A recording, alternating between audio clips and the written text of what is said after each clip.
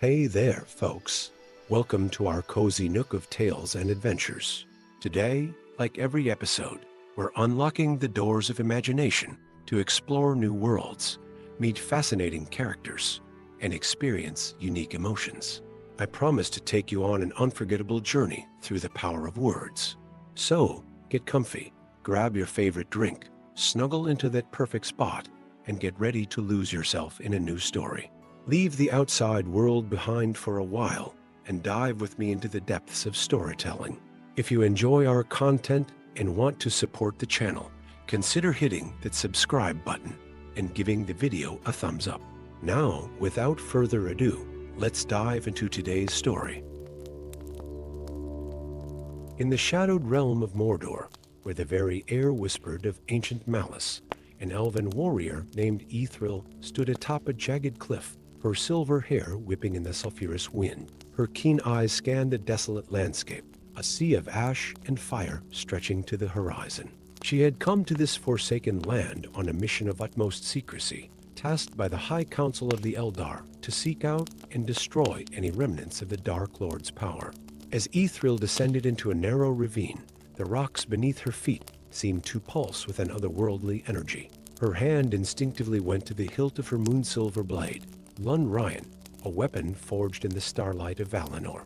The air grew thick with an oppressive heat, and shadows danced at the edge of her vision. Deep in the heart of the ravine, Ithril discovered a hidden cavern, its entrance marked by ancient runes that glowed with a sickly green light. As she stepped inside, the world around her seemed to hold its breath. There, nestled in a pool of liquid shadow, lay a ring of power unlike any she had ever seen. Its band was wrought of black iron, inlaid with veins of pulsing red that mimicked the flow of lava. At its center sat a stone of deepest obsidian, within which swirled mists of darkness and flame. Ithril felt its pull, a siren song of promised strength and victory. With trembling fingers, she reached out and grasped the ring. The moment it touched her skin, a surge of power coursed through her body, setting every nerve alight. Visions flooded her mind, armies bowing before her, the lands of Middle-earth united under her banner, and the darkness of Mordor transformed into a realm of light and beauty. But with these visions came a creeping dread, a shadow that threatened to engulf her very soul. Ithril knew in that moment that she held not just a ring of power, but a key to the salvation or damnation of all she held dear. As she slipped the ring onto her finger, a piercing shriek split the air. The Nazgul, the dreaded ringwraiths, had sensed the awakening of this ancient power. Their fell beasts circled overhead, their cries a promise of doom. Ithril fled from the cavern, her feet barely touching the ground as she raced across the ashen plain. With each stride, she felt the ring's power growing within her, whispering dark promises and terrible secrets. She found herself able to peer into the minds of the ORCs that roamed these lands, seeing through their eyes and feeling their savage thoughts. It was then that a plan began to form in her mind, a plan so audacious and dangerous that it both thrilled and terrified her. What if she could use this power not just to control the ORCs, but to redeem them, to turn the very armies of Mordor against the darkness that had spawned them? For days and nights uncounted, Ithril worked her will upon the scattered tribes of ORCs. She spoke to them in dreams and visions, offering a path away from the cruelty and despair that had defined their existence. Many resisted, their minds too twisted by generations of evil to comprehend her offer. But others, a precious few, began to listen. Word of Ithril's growing power spread like wildfire through the realms of Middle-earth. The elven kingdoms watched with growing alarm as reports came of ORCs laying down their weapons, of dark creatures turning against their masters. And in the depths of Barad-dûr, the eye of Sauron turned its baleful gaze upon this new threat to his dominion. As Ithril's army of redeemed ORCs grew, so too did the corruption within her heart. The ring's whispers became a constant companion, urging her to claim more power, to extend her will across all of Middle-earth. She found herself becoming cruel in her mercy, ruthless in her quest for redemption. It was in this hour of her greatest triumph and deepest peril that an unlikely ally appeared. Gandalf the Grey, wisest of the Astari, came to her camp under the cover of night. His eyes were filled with sorrow as he beheld what Ithril had become. "My child," he said, his voice heavy with the weight of ages, "you walk a path more perilous than you know. The ring you bear is no ordinary trinket of power. It is the lost ring of Sauron himself, forged in secret after the One Ring and imbued with a portion of his malice." Ithril's world shattered at these words. She looked down at her hand, where the ring pulsed with a hungry light. "But I have done good with it," she protested, her voice sounding hollow even to her own ears. "I have given hope to those who had none." Gandalf shook his head sadly. "At what cost, Ithril? Look into your heart and tell me truly, are you still the warrior who set out from the elven realms, or have you become something else entirely?" As dawn broke over the Eshen plains, Ithril stood before her army of redeemed ORCs. Their eyes, once filled with mindless rage, now looked to her with a desperate hope. She felt the weight of their expectations, the fragility of their newfound purpose. With trembling hands, she removed the ring from her finger. The rush of power leaving her body was like a physical blow, and she staggered under its force. But as the ring's influence faded, she saw with clarity the path that lay before her. "My brothers and sisters in arms," she called out, her voice carrying across the assembled host, "we stand at a crossroads. The power that has brought us together is a double-edged sword, one that threatens to corrupt all it touches. But the choice we have made to turn from darkness and seek the light, that choice is ours alone." A murmur ran through the crowd, a mix of fear and determination. Ithril continued, her voice growing stronger with each word. "We will march not as conquerors, but as pilgrims. We will seek out the hidden places of this world, the sanctuaries of wisdom and healing, and there we will forge a new destiny for ourselves, free from the shadows of our past." As Ithril's words echoed across the plain, a great cry went up from the assembled host. ORC and elf alike raised their voices in a song of hope and defiance, a melody that shook the very foundations of Mordor. And so began the great Exodus, a journey that would become legend in the ages to come. Ithril, with Gandalf at her side, led her unlikely army across the breadth of Middle-earth. They faced countless perils, the wrath of Sauron's loyal servants, the mistrust of men and elves, and the ever-present temptation of the ring that Ithril now carried in a sealed box, unable to use but unwilling to destroy. Their path took them through the depths of Mirkwood, where the trees themselves seemed to whisper ancient secrets. They crossed the misty mountains, braving blizzards and rock giants. In the hidden valley of Imladris, they found respite and counsel from Lord Elrond, whose wisdom helped to heal the wounds of body and spirit. But it was in the golden wood of Lothlorien that Ithril and her followers found their true destiny. There, under the boughs of the Malorn trees, Galadriel, Lady of Light, greeted them with both joy and sorrow in her ageless eyes. "Long have I foreseen your coming," Galadriel said, her voice like the whisper of leaves in a summer breeze.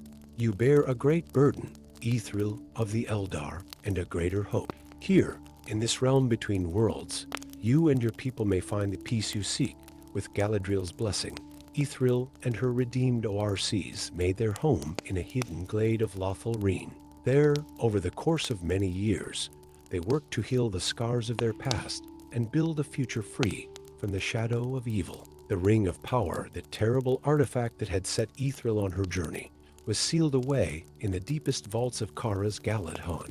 Its whispers faded to silence, though Ithril knew that as long as it existed, it posed a threat to the peace they had fought so hard to achieve. As the ages of Middle-earth turned, the tale of Ithril and her redeemed army became a legend, a story of hope in the darkest of times. And in the hidden glades of Lothlorien, a new people emerged, neither fully elf nor ORC, but something unique and beautiful, a living testament to the power of redemption and the strength found in unlikely alliances.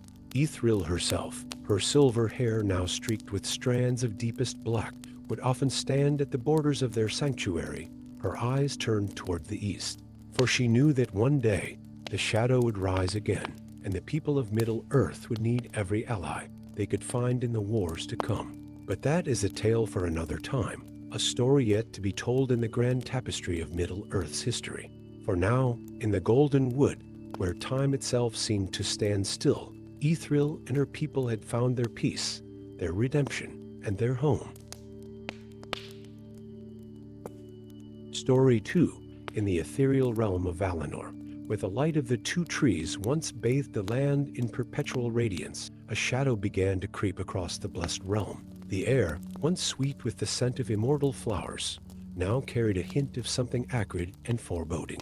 In the heart of this paradise, Celeborn, once counted among the wisest of the Eldar, stood before a forge that should not have existed. His silver hair, once a cascading river of starlight, now hung lank and dull around his gaunt face. In his eyes burned a fever that spoke of obsession and madness. Before him lay an assortment of mystical metals and gems, each pulsing with barely contained power. With trembling hands, Celeborn reached for a hammer of pure light, its head forged from the essence of a fallen star. At last, he whispered, his voice hoarse with anticipation, "I shall create that which was forbidden, a new ring of power, one to surpass all others." As Celeborn brought the hammer down upon the divine materials, a shockwave of energy rippled across Valinor. In the halls of Ilmarin, atop the holy mountain of Tanaquetil, Man, Lord of the Valar, opened his eyes in alarm. The peace of Aman had been shattered by an act of unbridled ambition. Miles away, in the gardens of Elrine, Galadriel felt the disturbance like a physical blow. Her heart clenched with a fear she had not known since the dark days of Middle-earth. She knew, with a certainty that chilled her to her very core, that her beloved Celeborn had done something terrible. As Galadriel raced towards Celeborn's hidden forge, the sky above Valinor darkened. Storm clouds unseen in this realm since the theft of the Silmarils gathered with unnatural speed. The Valar, roused from their long contentment, stirred with a wrath that shook the very foundations of Aman. Galadriel arrived to find Celeborn standing amidst a maelstrom of magical energy, a ring of untold power gleaming upon his finger. The sight of her once noble husband, now twisted by greed and delusion, brought tears to her ageless eyes. "My love," she called out, her voice carrying over the howling winds. "What have you done?"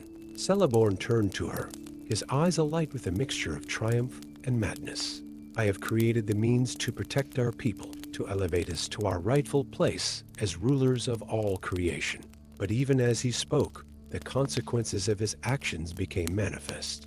The ground beneath their feet began to crack and split, great fissures opening to reveal the fiery heart of Arda itself. From these chasms poured forth creatures of shadow and flame, abominations that had no place in the undying lands. Galadriel knew then that she faced a choice more terrible than any she had encountered in her long life: to stand with her husband, the love of countless millennia, or to oppose him and all he had become. With a heart heavy with sorrow, Galadriel made her decision. Raising her hand, upon which the ring Nenya still gleamed, she called out in a voice that echoed with the power of the ages, "I stand against this folly. Let all who love the light and the law of the Valar stand with me." Her call was answered. From across Valinor came the Eldar, roused from their peaceful existence by the threat of darkness.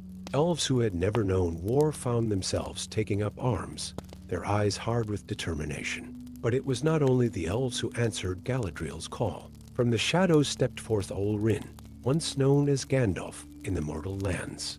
His eyes, filled with sorrow and resolve, met Galadriel's. "My lady," he said, his voice carrying the wisdom of ages, "I stand with you in this darkest hour." And so began a conflict unlike any Valinor had ever known. Celeborn, wielding his newly forged ring, commanded forces of corruption that should never have existed in the blessed realm. Against him stood Galadriel, leading an army of light alongside the Maya Olrin. The battle raged across the perfect landscapes of Valinor, marring its beauty with the scars of war. In the gardens of Elrine, where dreams once took shape, nightmares now stalked. The crystal spires of Tirion rang not with songs of joy, but with the clash of steel and the cries of the wounded. As the conflict escalated, a group of exiled and Menreans, led by a descendant of Elendil named Amandal, arrived on the shores of Aman. These last scions of the great kingdom of men had long dwelt on the Isle of Tol Eressë, watching and waiting. Now they pledged their swords to Galadriel's cause, bringing with them the strength and nobility of their forebears. The war in Valinor lasted for what seemed an age, though time flowed strangely in that realm of immortals. Galadriel found herself tested as never before, not just in strength of arms, but in the depths of her wisdom and compassion.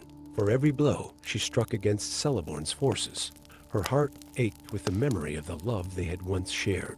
It was Olrin who provided a glimmer of hope in their darkest hour. The Maya had delved deep into the lore of the Valar, seeking any knowledge that might turn the tide. What he discovered shook him to his very core. The Silmarils, Olrin revealed to Galadriel in a moment of quiet amidst the chaos. They are more than mere jewels of light. They are keys to the very fabric of creation. Galadriel's eyes widened as understanding dawned. If we could recover even one, we might unmake the ring Celeborn has forged. Olrin finished. But the cost, the risk, for the Silmarils were lost, one in the depths of the sea, one in the fiery heart of the earth, and one sailing the heavens with Erindil. To retrieve any of them would require a journey beyond imagining. As Galadriel contemplated this desperate gambit, fate intervened in the form of Ulmo, Lord of Waters. Rising from the sea in a form terrible and majestic, the Vala brought with him a gift, the Silmaril cast into the ocean by Maglar, son of Fëanor. The time has come. Ulmo's voice boomed across the war-torn land, for the light of the trees to serve its ultimate purpose. With the Silmaril in hand, Galadriel led a final assault on Celeborn's stronghold. The battle that ensued was one of legend, as elves, men, and Mire clashed in a conflict that would reshape Valinor forever. In the end, it came down to Galadriel and Celeborn, wife and husband, standing amidst the ruins of all they had once held dear. As Celeborn raised his hand to unleash the full power of his ring, Galadriel lifted the Silmaril high. The light that burst forth was beyond description, a radiance that pierced through the veils of corruption and madness. Celeborn's ring shattered, its power undone by the pure light of creation. And in that moment, as the light washed over him, Celeborn's eyes cleared of their madness. "Galadriel," he whispered, his voice filled with horror and recognition. "What have I done?" The aftermath of the war in Valinor was one of healing and reflection.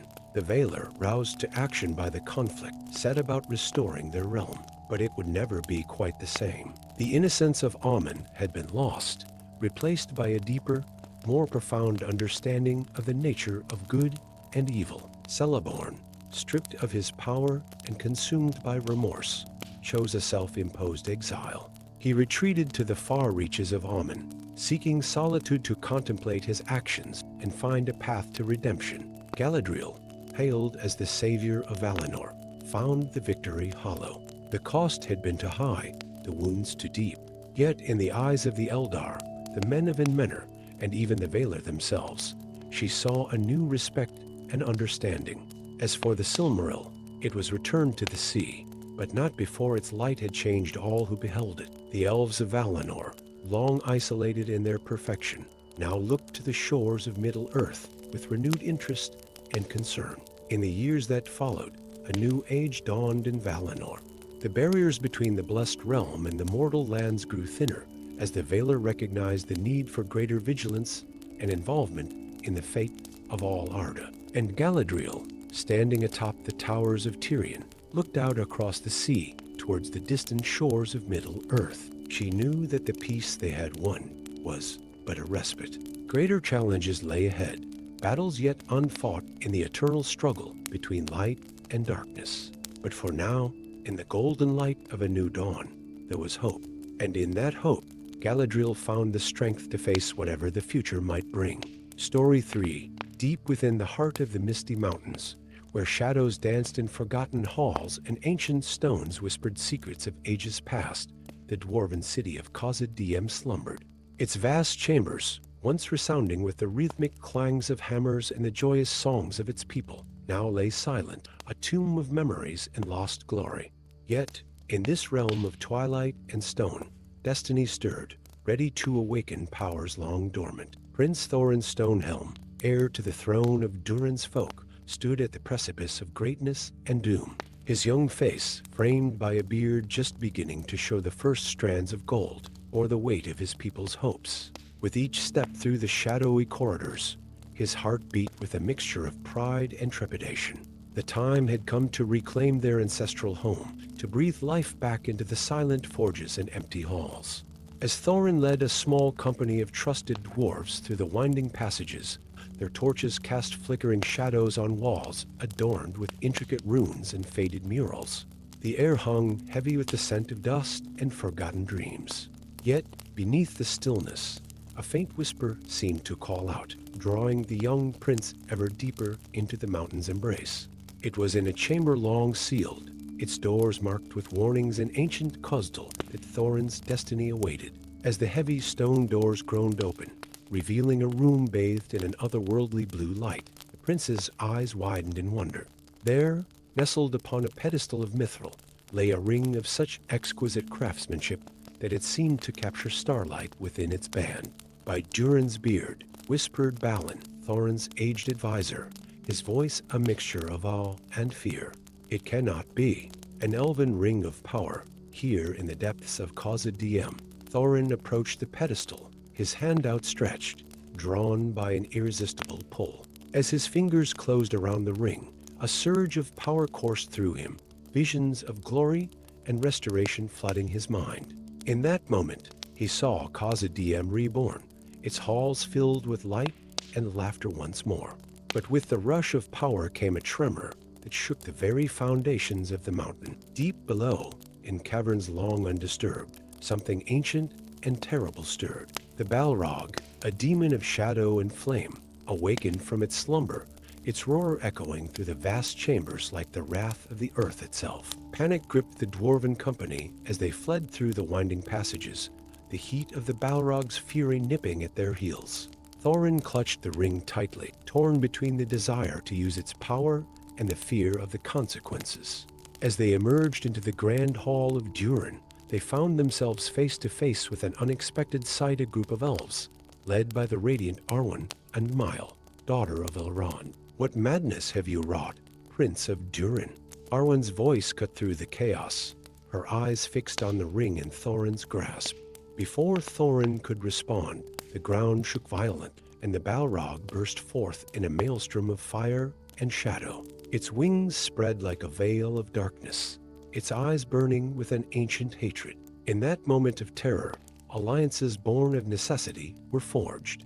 "We must stand together," Thorin declared, his voice steady despite the fear gripping his heart. "Dwarf, elf, and man alike, only united can we hope to face this evil." And so began a battle that would echo through the ages, a desperate stand against a foe thought long vanquished. Thorin led the charge, the elven ring pulsing with power on his finger. With each swing of his axe, imbued with the ring's magic, he felt a piece of his soul slipping away, the temptation to fully embrace its power growing stronger. Arwen fought alongside him, her blade a blur of silver light against the Balrog's darkness. Men from the nearby kingdoms of Gondor and Rohan, drawn by the commotion, joined the fray, their courage standing firm in the face of mythical horror. As the battle raged, Thorin found himself locked in internal strife. The ring whispered promises of victory, urging him to unleash its full potential. With its power, he could banish the Balrog, reclaim Khazad-dûm, and usher in a new age of dwarven prosperity. Yet, with each passing moment, he felt the weight of corruption growing heavier. In a moment of clarity, as he watched his allies fighting valiantly against overwhelming odds, Thorin understood the true test before him. It was not the defeat of the Balrog that would define him, but his ability to resist the very power that promised salvation. With a cry that echoed through the halls of his ancestors, Thorin tore the ring from his finger. The sudden loss of its power staggered him, but in its place, he felt a surge of strength born from within. For Durin and all free peoples, he roared, charging at the Balrog with renewed vigor. His action seemed to turn the tide of battle. Inspired by the young prince's resolve, the allied forces fought with renewed determination. Arwen, seeing an opportunity, called upon the power of her people. Her voice rose in an ancient elven song, plea to the Valar for aid. As if in answer to her call, a shaft of pure sunlight pierced through the mountain, falling upon the Balrog. The demon recoiled, its shadows dissipating under the holy light. In that moment of weakness, Thorin struck the decisive blow, his axe finding its mark in the creature's fiery heart. With a roar that shook the very foundations of Khazad-dûm, the Balrog fell, its form crumbling to ash and shadow. As silence fell over the battle-worn hall, Thorin stood amidst the destruction, the weight of his choices heavy upon him. In the days that followed, as the dust of battle settled, Thorin faced the consequences of his actions. The ring, now sealed away in the deepest vaults of Rivendell, served as a constant reminder of the fine line between power and corruption. The dwarves of Erebor, along with their newfound allies, began the long process of reclaiming Khazad-dûm, this time with wisdom tempered by hard-learned lessons. Thorin Stonehelm, once a prince seeking glory, emerged as a king who understood the true meaning of leadership and sacrifice. Under his rule, Khazad-dûm slowly awakened from its long slumber, its halls once again filled with the sounds of dwarven craftsmanship and song. But now, alongside the dwarves worked elves and men, a testament to the bonds forged in the face of darkness. As for the elven ring, its fate remained a subject of much debate among the wise. Some argued for its destruction, while others believed it could serve as a powerful tool for good in the right hands. Thorin, however, knew the truth that true strength came not from external sources of power, but from within, from the bonds of friendship and the courage to face one's own weaknesses. And so, in the annals of Middle-earth, the tale of Thorin Stonehelm and the awakening of Khazad-dûm became a legend, a reminder that even in the darkest of places, light can be found not in ancient artifacts or magical rings, but in the hearts of those brave enough to stand against the shadow. As the years passed and the world changed, Khazad-dûm stood as a symbol of rebirth and unity, its gates open to all who sought knowledge and fellowship. And in the deepest chamber, where once an elven ring had lain, now stood a simple stone monument, inscribed with words that echoed through the mountain halls. Here lies the memory of our folly and our triumph. May we forever remember that true power lies not in rings or relics, but in the strength of our hearts and the bonds we forge with others. And so, the echoes of Khazad-dûm continued to resonate, a testament to the enduring spirit of its people and the timeless power of unity in the face of darkness. Story 4. In the shadowed depths of Mirkwood, where ancient trees whispered forgotten secrets, and the very air hung heavy with enchantment, a lone figure moved with the silent grace of a hunting cat. Elindra Starburn, last daughter of the Twilight clan, her silver hair gleaming like moonlight through the twisted branches, pursued a path of vengeance that burned as bright and terrible as dragonfire. The forest around her bore the scars of recent battle-scorched earth, splintered trees, and the acrid scent of Orcish filth that clung to the air like a foul mist. Elindra's keen eyes, sharp as mithril blades, scanned the shadows for any sign of the marauders who had laid waste to her home and kin. Her hand never strayed far from the hilt of her sword, Silmasil, its elvish runes glowing faintly with an inner light. As she crested a small rise, the trees parted to reveal a scene of utter desolation. The once proud settlement of her people lay in ruins, delicate elvish architecture reduced to smoldering rubble. Bodies of her kin, their immortal grace forever stilled, lay strewn about like discarded dolls. Elindra's heart clenched, a single tear tracing a path down her porcelain cheek before her grief crystallized into iron resolve. By the light of Elberth, she whispered, her voice carrying the weight of an oath, I swear that every ORC goblin and foul creature that had a hand in this massacre will taste the bitter sting of my blade. As if an answer to her vow, a rustling in the undergrowth caught her attention. Silmasil sang as it left its sheath, but instead of an Orcish brute, Elindra found herself face to face with a figure shrouded in gray robes, leaning on a gnarled staff. Peace, daughter of starlight, the figure spoke, his voice carrying the weight of ages. I am no enemy, but one who may aid you in your quest for justice. Elindra's blade did not waver. Speak your name and purpose, stranger, lest you wish to test the keenness of my sword. The figure pushed back his hood, revealing a face etched with wisdom and eyes that held the depths of time itself. I am known by many names, but you may call me Polando. I am one of the Astari, though long have I wandered far from the counsels of the wise. Recognition flickered in Elindra's eyes. The Astari were figures of legend, wizards of immense power sent to Middle-earth to contest the will of Sauron. Yet, something in Palando's bearing spoke of shame and seeking redemption. "What aid could you offer me, wandering wizard?" Elindra asked, lowering her blade, but keeping her guard raised. Palando's eyes gleamed with a mix of sorrow and determination. "The ORCs that destroyed your home are but pawns in a greater game. They serve a dark master who wields one of the 9 rings of power given to mortal men. This ring-bearer seeks to carve out a kingdom in the east, rivaling even the power of Mordor." Elindra's mind reeled at the implications. The rings of power were artifacts of legend, capable of granting their wielders tremendous abilities, but at a terrible cost. How came a mortal to possess such a ring? "I thought them all claimed by the Nazgul." "Not all," Palando replied grimly. "This one was lost in the chaos of the last alliance, thought destroyed but merely buried. Now it has resurfaced, corrupting the mind of a once noble chieftain of the Easterland. He styles himself Camel the Conqueror, and his armies grow with each passing day. A fork in the path of destiny lay before Elindra. Her heart cried out for immediate vengeance against the ORCs who had slaughtered her people, yet her mind grasped the greater threat this ring-bearer posed. With a heavy sigh, she sheathed Silmasil. "Very well, Palando. I will aid you in this quest to stop Camel. But know this, my blade will taste Orcish blood along the way. I will not abandon my vow of vengeance entirely." Palando nodded solemnly. "I would expect nothing less. Come, we have a long journey ahead, and time grows short, and so began an unlikely alliance between the last of the Twilight Elves and a wandering wizard. Their path took them through the darkest reaches of Mirkwood, battling giant spiders and corrupt trees. Elindra's skill with bow and blade proved as sharp as ever, while Palando's magic illuminated their way and confounded their foes.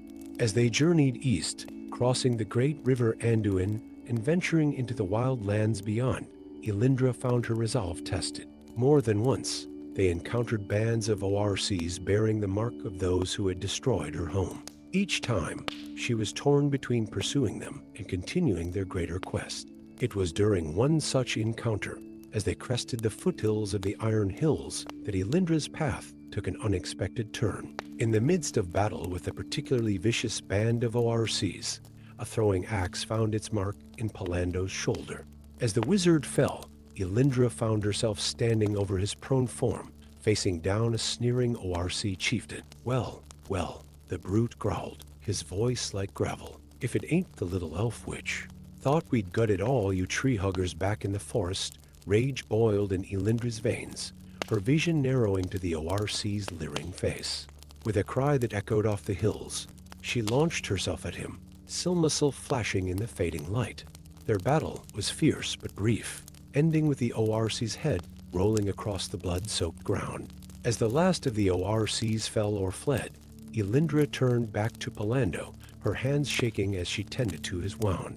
"Why?" she asked, her voice thick with emotion. "Why did you step in front of that axe?" Palando's eyes, clouded with pain, met hers. "Because," Elindra starboard, "your path is not yet finished. Mine may well be nearing its end. But you have the power to change the course of this coming darkness." As she bound his wound, Elindra felt a shift within herself. The burning need for vengeance, while not extinguished, no longer consumed her entirely. In its place grew a determination to see their quest through, to prevent the suffering of others at the hands of this ring-bearer. Their journey continued, now slowed by Palando's injury, but no less determined. They crossed the desolate brown lands, ever watchful for Cam's patrols. It was here, in a hidden valley untouched by the growing shadow, that Palando revealed the final piece of their quest. "The ring Camel wears can be unmade," he explained, his voice weak but urgent. "But to do so, we must reach the very heart of his stronghold. There, in the fires where it was forged, it can be destroyed, and with it, Cam's power." Elindra's eyes widened. "You mean for us to walk into the dragon's den itself? How can two alone hope to succeed where armies might fail?" Palando's smile was grim but determined. "Not alone, my dear. I have old friends in these lands, allies who remember a time before the shadow fell. They will aid us if I can but reach them, and so their small company grew. Men of the East who remembered ancient oaths, dwarves from the Iron Hills seeking to protect their borders, and even a small contingent of wood elves from Mirkwood, alerted by Elindra's kin sense. Together, this unlikely alliance marched on Cam's stronghold, a dark tower that rose like a spear of malice against the eastern sky. The battle that followed would be sung of in legends for ages to come. Elindra led the charge, Silmasil gleaming like a star as she cut through Cam's forces. Palando's magic shook the very foundations of the tower, while their allies fought with a fervor born of desperation and hope. In the end, it came down to a final confrontation in Cam's throne room. The once mortal lord, now more wraith than man, faced them with the terrible power of his ring. Elindra found herself locked in combat with him, her elvish grace matching his ring-enhanced speed. It was Palando who turned the tide. With a cry that seemed to shake the heavens, the wizard revealed his true power. Gone was the bent old man, replaced by a figure of light and majesty. "I am Palando the Blue," he thundered, servant of the secret fire, wielder of the flame of Anor. His staff struck the ground, and in that moment, Cam's ring flicked. It was all the opening Elindra needed. With a final, perfect stroke, she severed the ring from Cam's hand. The Easterling lord howled in agony and fury as his power crumbled, his form withering before their eyes. In the aftermath, as Palando cast the ring into the fires far below the tower, Elindra stood at the precipice of a new dawn. Her oath of vengeance had been fulfilled, yet she found that the emptiness she had expected did not come. Instead, she felt a sense of purpose, of bridges built between peoples long sundered. As the sun rose on a land freed from Cam's shadow, Elindra turned to Palando. "What now, old friend? Where does our path lead?" The wizard's eyes twinkled with a mix of wisdom and mischief. "Why, wherever the wind takes us, my dear. There are still shadows in this world that need light, and songs yet to be sung. Shall we write the next verse together?" With a smile that held both the sorrow of her past and the hope for her future, Elindra nodded. Together, the last Twilight Elf and the Blue Wizard set out, ready to face whatever adventures awaited them in the vast expanse of Middle-earth. Story 5. In the rolling hills of the Shire, where the air was sweet with the scent of pipeweed and the laughter of hobbits echoed through verdant valleys, young Peregrine Took stood at the edge of his world. The boundary of the Shire loomed before him, a simple wooden fence that separated the known from the unknown, the comfortable from the wild. Pippin, as he was fondly called, felt the pull of adventure tugging at his heart, a whisper of destiny carried on the breeze that ruffled his curly hair. The tales of Bilbo Baggins, the eccentric hobbit who had ventured far beyond these borders, had filled Pippin's dreams for years. Now, on the eve of his coming of age, he could resist the call no longer. With a deep breath and a glance back at the peaceful hobbit holes nestled in the hillside, Pippin took his first step into the world beyond. The forests east of the Shire were a realm of shadow and whisper, where ancient trees stood sentinel over secrets long forgotten by the races of Middle-earth. Pippin moved with the quiet grace that all hobbits possessed, his large furry feet barely disturbing the carpet of leaves beneath him. Yet for all his stealth, he could not shake the feeling that unseen eyes watched his every move. It was on the third day of his journey, as he made camp in a small clearing, that fate intervened. As Pippin gathered wood for a fire, his foot struck something hard hidden beneath the leaves. Curious, he brushed away the forest detritus to reveal a small, unassuming gold ring. Without thinking, he slipped it into his pocket, unaware of the weight of destiny he had just taken upon himself. That night, as Pippin slept fitfully beneath the canopy of stars, dark shapes moved at the edge of the firelight. The ring wraiths, drawn by the power of the ring, had caught its scent. Their otherworldly shrieks shattered the night's peace, jolting Pippin from his slumber. Terror gripped the young hobbit as he scrambled to his feet, the ring burning like ice in his pocket. With no time to gather his belongings, Pippin fled into the darkness, the pounding of spectral hooves echoing behind him.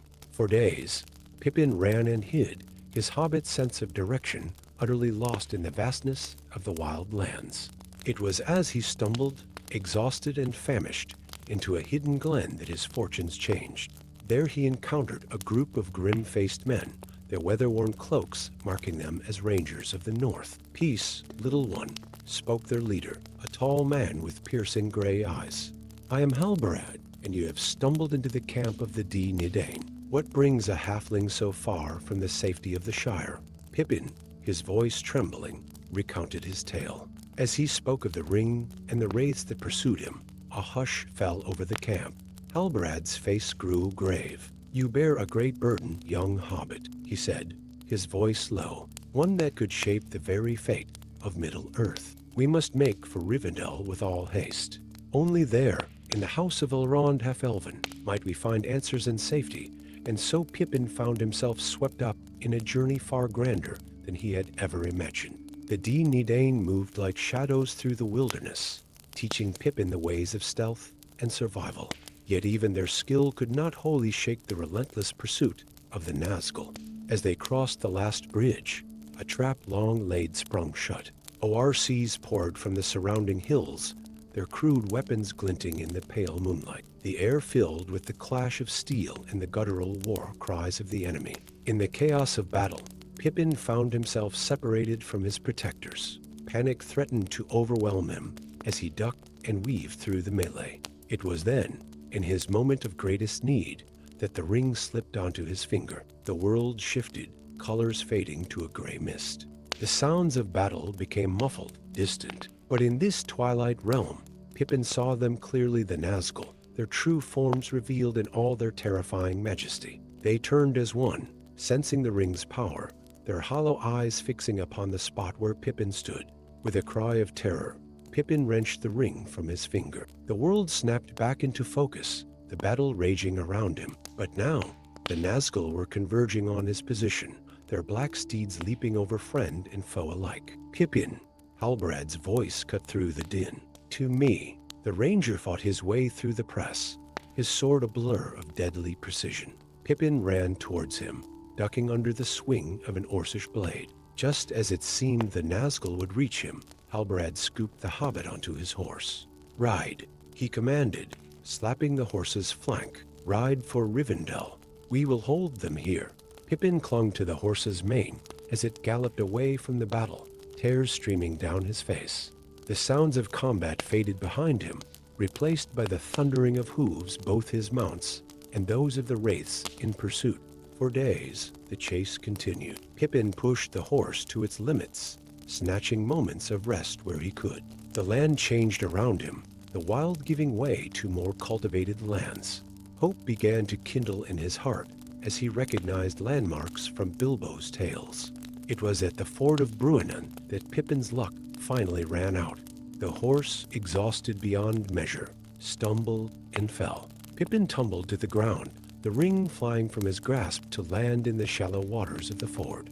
As he scrambled to his feet, the Nazgul emerged from the tree line, their black forms like a nightmare made real. Pippin stood his ground, though his legs shook with fear. He may have been small, but he was still a Took, and Tooks did not go quietly. But as the wraiths advanced, the waters of the Brunnen began to churn and rise. A great roar filled the air as a flood of water, shaped like galloping horses, swept down the river. The Nazgul shrieked in fury and fear as the flood engulfed them, sweeping them away. On the far bank, radiant in the morning light, stood a figure of timeless grace and power. Glorfindel, lord of the House of the Golden Flower, lowered his arm, the ring of power on his finger glowing with the effort of commanding the waters. "Come, Peregrine Took," Glorfindel called, his voice carrying easily across the ford. "You have shown great courage in bringing the ring this far, but your journey is not yet done." As Pippin waded across the ford, retrieving the ring from where it had lodged between two stones, he felt the weight of destiny settle more firmly upon his shoulders. He had left the Shire seeking adventure, and now found himself at the heart of a tale that would shape the fate of all Middle-earth. In Rivendell, as he recounted his tale to Elrond and Gandalf, Pippin learned the true nature of the ring. He carried not one of the great rings, but a lesser ring of power, long thought lost.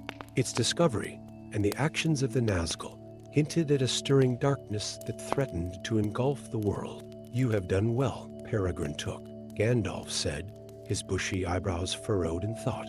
but I fear your part in this tale is not yet done. A great council must be called, and decisions made that will affect all the free peoples of Middle-earth. As Pippin looked out over the beauty of Rivendell, he felt a mix of fear and excitement. He was no longer the same hobbit who had left the Shire on a whim. He had faced darkness and survived, had glimpsed the wider world and its perils. Whatever came next, he would face it with the courage he had discovered within himself. The ring lay heavy in his pocket, a reminder of the challenges yet to come. But as the sun set over the hidden valley, painting the sky in hues of gold and pink, Pippin allowed himself a small smile. Adventure, it seemed, was only just beginning. Story 6. In the heart of the Blue Mountains, where ancient stone whispered secrets of ages past, Princess Dis of the Longbeard stood before the great forge of her ancestors.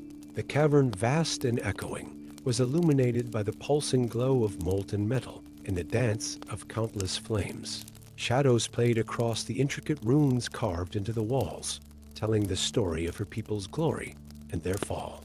Dis, her raven hair adorned with mithril beads that clinked softly with each movement, ran her calloused hands over the worn surface of an ancient anvil. Her fingers traced the outline of a ring, barely visible after centuries of use, yet still holding the promise of power untold. The ring of Naryn, she whispered, her voice a mixture of awe and trepidation. Forged by my ancestor in the First Age, lost to time and shadow, the tales of this ring had been passed down through generations, a legend whispered in the deep halls of dwarven kingdoms. It was said to hold the power to awaken the very stone itself, to call forth the strength of the mountain. But with such power came great peril, for the ring also carried the weight of a terrible curse.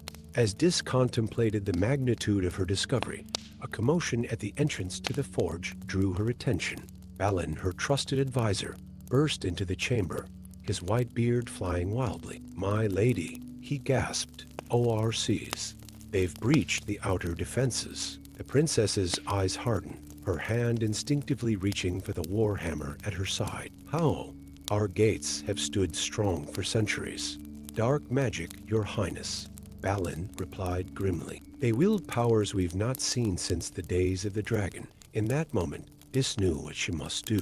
The ring of Naryn, long thought lost, might be their only hope. With a silent prayer to Mahal, she grasped the anvil with both hands and pulled. The ancient stone groaned, reluctant to give up its secret, but finally yielded to the strength of Durin's air. As the hidden compartment opened, a soft blue glow illuminated Dis's face. There, nestled in a bed of mithril shavings, lay a ring of simple design, yet undeniable power. Without hesitation, she slipped it onto her finger. The world shifted. The stone around her seemed to pulse with life, whispering ancient secrets in a language long forgotten. Dis felt the strength of the mountain flow through her veins, a power both exhilarating and terrifying. "To arms!" she cried, her voice carrying the weight of centuries.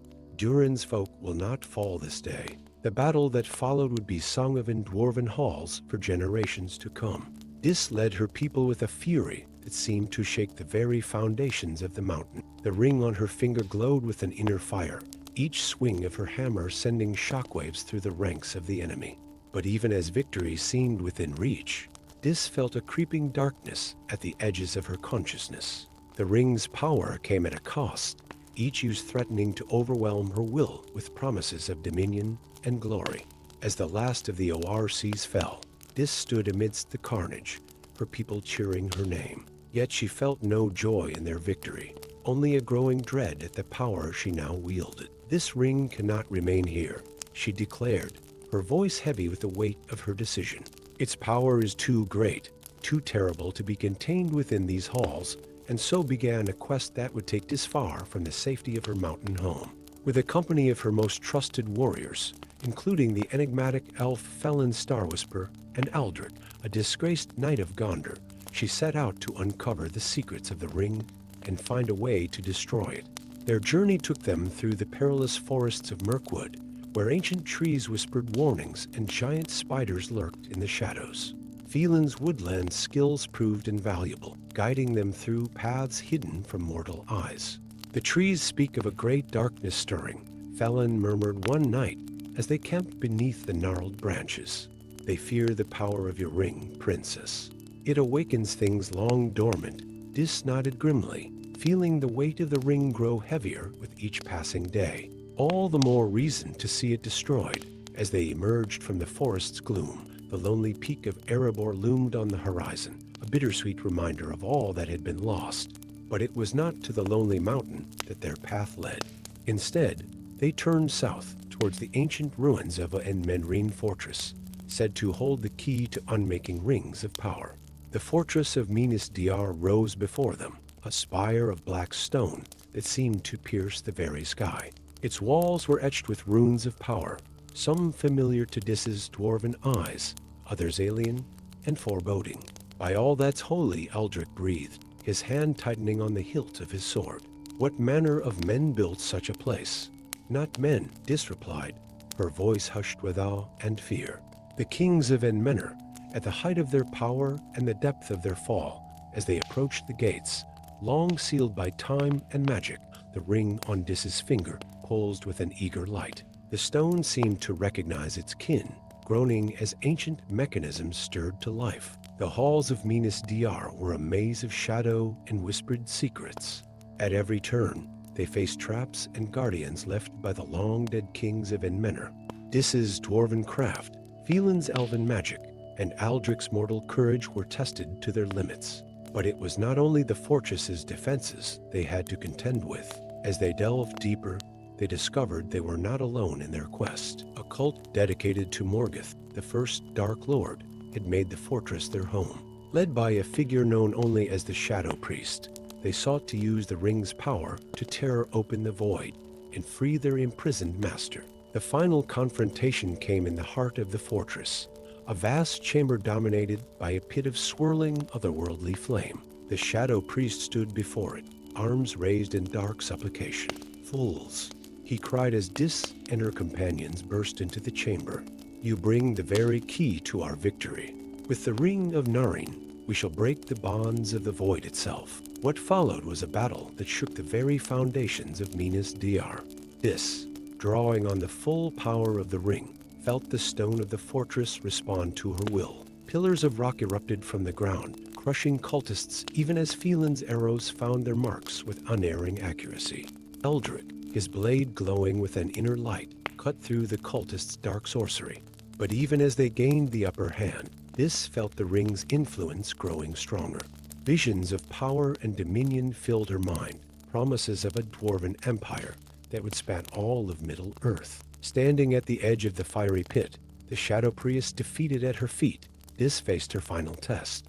The ring burned on her finger, urging her to claim the power that was rightfully hers. With a cry that echoed through the ages, Dis tore the ring from her finger and cast it into the flames. As it fell, she saw not the destruction of a mighty artifact, but the salvation of her very soul. The pit erupted in a column of fire and shadow, the unleashed power of the ring tearing Minas Diyar apart. Dis and her companions fled through crumbling corridors, emerging into the light of dawn just as the fortress collapsed behind them. As the dust settled, Dis looked at her companions, Felon, wise and eternal, Eldrick, redeemed and resolute, and her dwarven kin loyal to the last. She saw in their eyes the same mixture of relief and loss that she felt in her heart. "Come," she said, her voice carrying the strength not of a magical ring, but of a leader tested and true. "Let us return home. There is much to rebuild, and a new age to forge." And so, as the sun rose over the ruins of Minas Diyar, Dis and her companions set their faces towards the blue mountains. The ring of Naryn was no more, but its legacy would live on in the tales of courage, friendship, and sacrifice that would be told in dwarven halls for generations to come. Story 7. In the golden halls of Meduseld, where the banners of the horse lords rippled in the wind and the scent of meadowsweet mingled with the sharp tang of leather and steel, young Edric stood before King Thodin. The flickering light of countless torches cast dancing shadows across the carved pillars, each telling a tale of Rohan's glory and trials. Edric, barely past his 20th summer, felt the weight of destiny upon his shoulders. His dreams, filled with visions of a land shrouded in shadow and a ring glowing with malevolent purpose had driven him to this moment. As he knelt before his king, the young rider's heart thundered like the hoofbeats of the Miras. "Rise, Edric, son of Ymir." Thodin's voice echoed through the hall, rich with the wisdom of years. "Speak of these visions that trouble your sleep and darken your waking hours." Edric stood, his green eyes meeting the king's piercing gaze. "My lord," he began, his voice steady despite the trembling in his heart, "I have seen a future where darkness sweeps across our lands like a tide of night. At its heart, a ring of power long thought lost, now awoken to malice once more." A murmur rippled through the gathered nobles and riders. Thodin leaned forward on his throne, his brow furrowed. "Speak plainly, young one. What ring do you speak of?" "One of the 9, my king," Edric replied, his words causing a hush to fall over the hall. "Given to mortal men, now awakened in the Westfold. I have seen it in the hands of our enemies, used to rally the wild men against us." Thodin's eyes narrowed. Years of battle earned wisdom weighing Edric's words. After a long moment, he nodded gravely. "If what you say is true, we face a threat greater than any since the days of Helm Hammerhand. Are you prepared, Edric, to undertake a quest to find this ring and destroy it before our enemies can wield its power?" Edric's hand instinctively went to the hilt of his sword, his voice ringing clear through the hall. "I am, my king. By the oath of Earl, I swear to see this task done or fall in the attempt." And so began Edric's journey, a quest that would take him to the very edges of Rohan and beyond. With his trusted steed Windmane beneath him and a company of Rohan's finest riders at his back, he set out into the wilds of the Westfold. The land itself seemed to whisper of coming darkness. The usually lush plains were parched and brown, and an unnatural mist clung to the hollows and valleys.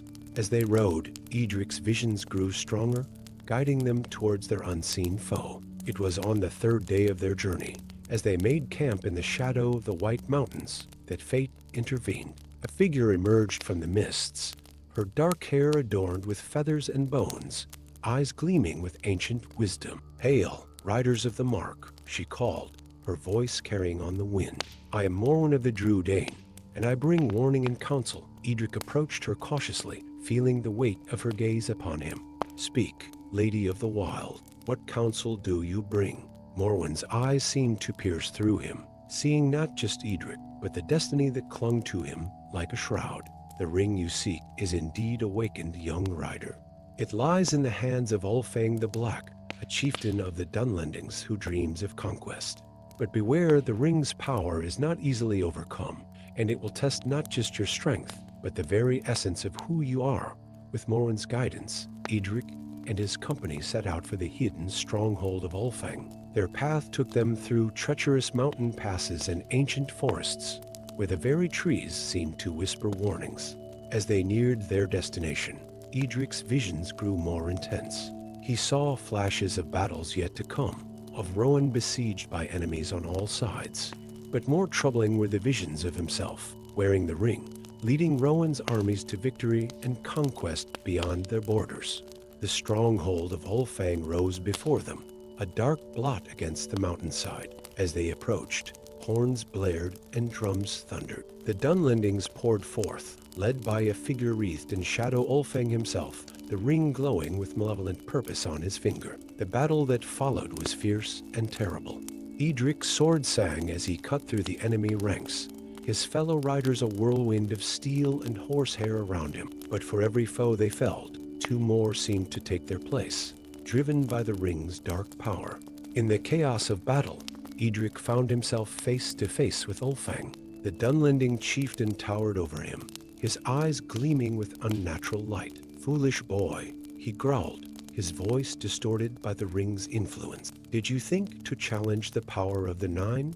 With this ring, I shall crush Rohan and rule all the lands from here to the sea."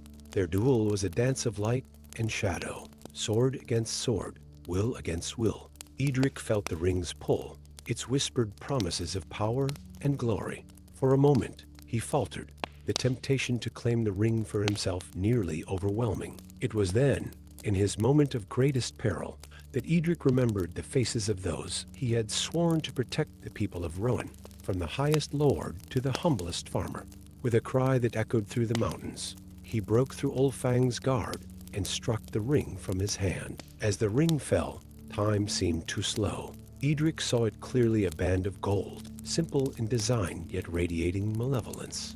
In that moment, he understood the true nature of his quest.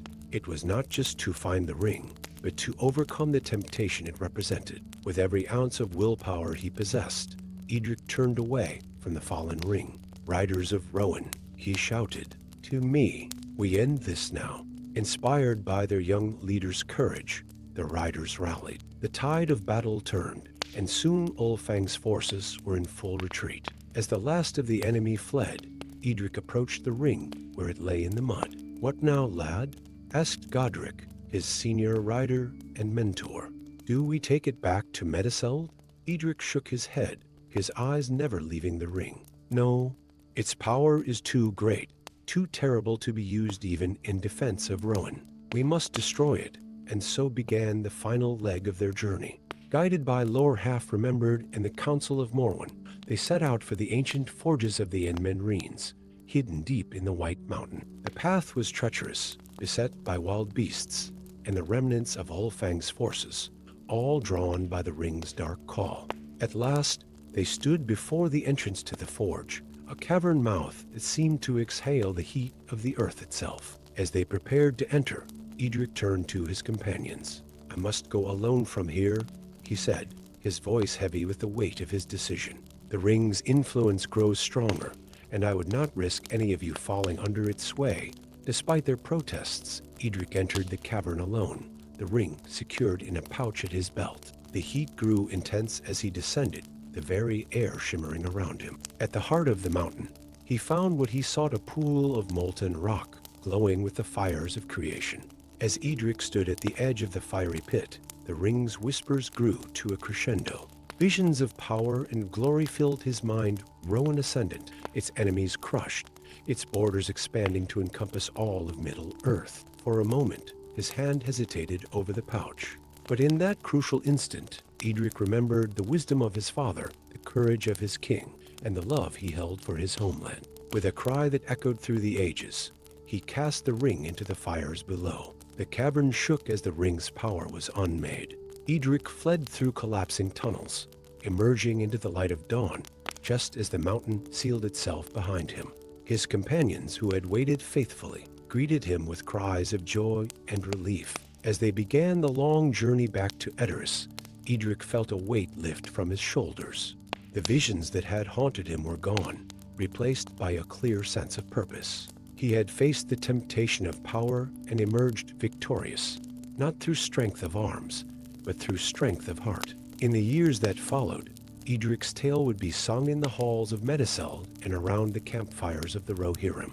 He rose to become one of Rohan's greatest marshals, renowned not for the power he wielded, but for the wisdom with which he served his people. And though dark times would come again to the lands of Middle-earth, the people of Rohan faced them with courage and unity, inspired by the young rider who had once turned away from power for the love of his homeland. Story 8. In the golden halls of Medicel, where the banners of Rohan's horse lords fluttered proudly in the wind, young Edric awoke with a start. Sweat beaded on his brow, his heart pounding like the hoofbeats of the Miras themselves. The vision that had haunted his dreams for weeks now burned brighter than ever. Rohan in flames, its people scattered, and a darkness beyond imagining sweeping across the land. Edric, barely past his 20th summer, was no ordinary stable hand. Though he tended the horses with skill and devotion, his blood carried the legacy of kings. As the illegitimate son of a former ruler, he had been raised in secret, his true identity known only to a select few. As dawn broke over the rolling plains of the Riddermark, Edric made a decision that would alter the course of his life and the fate of Middle-earth itself. He could no longer ignore the dire warnings of his dreams. With trembling hands, he penned a letter to the current king of Rohan, revealing his lineage and the visions that plagued him. Then, under cover of darkness, he slipped away from Edoras, his loyal steed Windmane carrying him towards an uncertain destiny. For days, Edric rode across the vast expanse of Rohan, the land of his ancestors stretching endlessly before him. The wind whispered secrets in his ears, and the very earth seemed to pulse with an ancient power. His visions led him ever eastward, towards the dark and forbidding forest of Fangorn. As he approached the eaves of the ancient wood, a sense of foreboding settled over him. The trees loomed impossibly tall, their gnarled branches reaching out like grasping fingers. Edric dismounted, patting Windmane's flank reassuringly before venturing into the shadowy depths of the forest. The air within Fangorn was thick with age and mystery. Edric picked his way carefully through the tangled undergrowth, every snapping twig and rustling leaf setting his nerves on edge. It was then that he heard a voice like the creaking of ancient boughs, speaking words in a language long forgotten by the race of men. Emerging into a moonlit clearing, Edric found himself face to face with an Ent, one of the legendary tree shepherds of old. The creature's eyes, deep set in its bark-like face, regarded him with a mixture of curiosity and ancient wisdom. "Welcome, young son of Rohan," the Ent rumbled, its voice like the shifting of tectonic plates. "I am Barkbird, and I have been waiting for you." Edric, awestruck, managed to find his voice. You have been expecting me?" Barkbird's branches swayed in what might have been a nod. The whispers of the wind and the murmurs of the earth speak of great change coming to Middle-earth. Your arrival has been foretold. With slow, deliberate movements, the Ent reached into a hollow in its trunk and withdrew a small, unassuming ring. As it caught the moonlight, Edric gasped. The ring seemed to shimmer with an inner fire, its surface etched with runes of power. "This," Barkbird intoned, "is the Ring of Unity, forged in the First Age to bind the kingdoms of men against the darkness. It has lain hidden here, waiting for one worthy to bear it." Edric's hand trembled as he reached for the ring. The moment his fingers touched its surface, a jolt of energy surged through him. Visions flashed before his eyes, not of destruction this time, but of hope, of kingdoms united and evil vanquished. "But how can I be worthy?" Edric whispered, overwhelmed by the weight of destiny suddenly thrust upon him. Barkbird's eyes twinkled with something akin to kindness. "That, young one, is for you to discover. The ring has chosen you, but you must prove yourself worthy of its power. 3 trials await you, tests of courage, wisdom, and sacrifice." As if summoned by the Ent's words, a shimmering portal appeared at the edge of the clearing. Edric squared his shoulders, the ring now securely on his finger. With a final nod of gratitude to Barkbird, he stepped through the gateway and into the unknown.